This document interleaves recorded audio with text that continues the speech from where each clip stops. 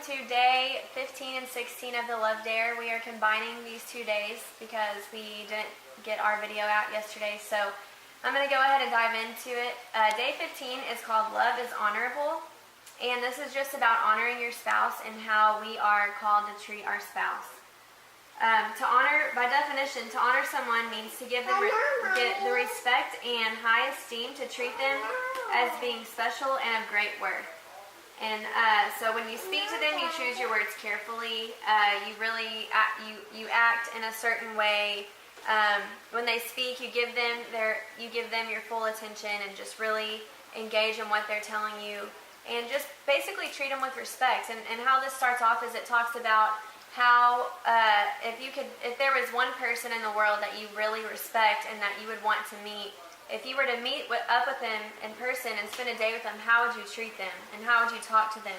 And obviously you would talk to them and treat them with honor and respect because it's someone that's really important to you. And if we really think about it, if we would have met our spouse prior to whenever we actually met them to get together, and knew, if we knew that was going to be our spouse, like if I knew I was going to marry Ross and I met him before, we actually got to know each other and stuff, if I just already ahead of time knew that, I would, you got to think about it, I would treat him like way different, knowing that, oh my gosh, this is going to be my husband. And so that's really what this chapter is about, is just treating your spouse that way and treating them in a holy way. And it says that, to say your mate should be holy doesn't mean that he or she is perfect.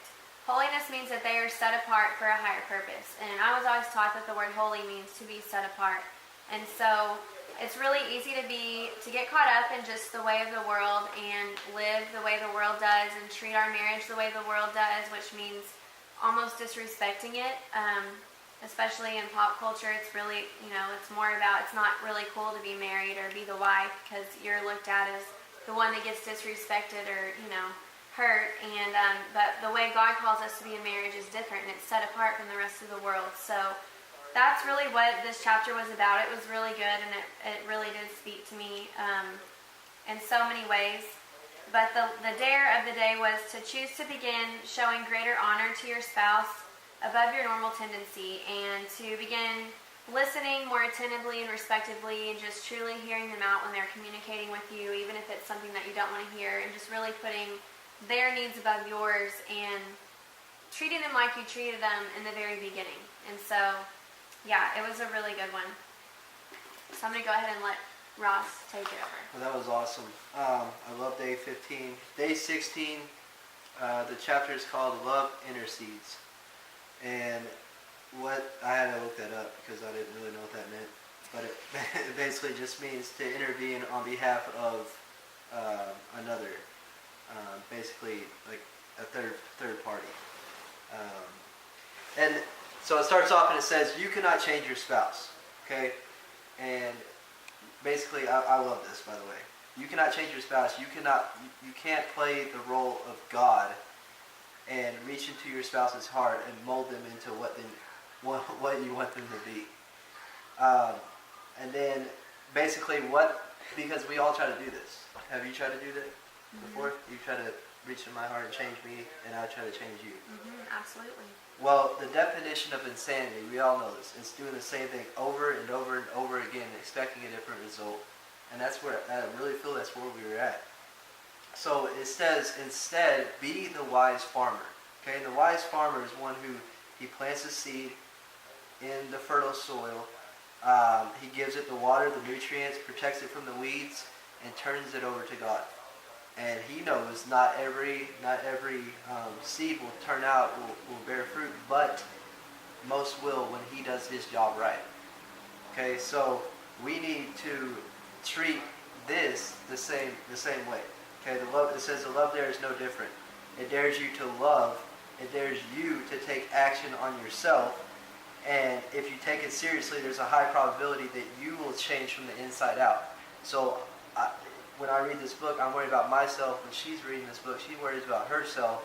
And at the end of the day, we're changing ourselves from the inside out. And then it says, then by carrying out each dare, your spouse will be affected. That's how I affect Autumn. That's how she affects me. So I love that what's the word I'm looking for? This Concept. I don't know. yeah, example. That's the word I'm looking for. Okay. That example, the wise farmer. So then it says, regardless of your soil, you plan for success. Get the weeds out of your marriage. You are to nurture the soil of your spouse's heart and then depend on God for the results. Love that. And it says, basically it goes into, okay, well, this all sounds good, but we know we cannot do this alone. You're not going to be able to do this alone.